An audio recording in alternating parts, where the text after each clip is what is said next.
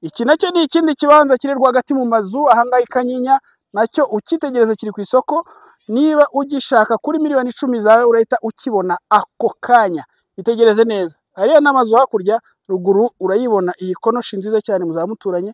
Hakurya yawe hazaba hari iyindi, utuye hano ku muhanda neza, uvuye kuri kaburimbo ni metero zitageze kuri 400 ikibanza ngiki. Aha neza rwose metero kare 315, ubundi nawe ugaturana n'abasirimu. Gura ikibanza udahenzwe kandi wihuse, kubera ko ahangaha barimo barabitanguranwa.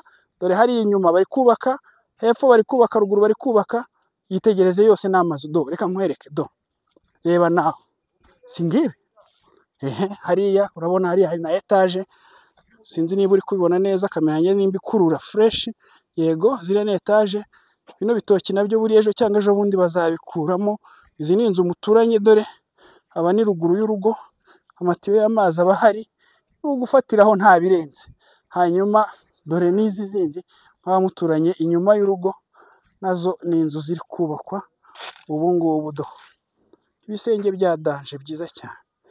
Izuba sinzi niba rituma mbasha kubakwereka neza, ariko babibona ko ari sawa. So ngiki rero ikibanza kigarukira ahangaha, kigakomeza ari imbere. Ukugenda imbere gutya ni metero 20, hano gutya ni metero 16. Nawe urabibona ni ibintu by'ubwenge. So igurira ikibanza rero udahenzwe.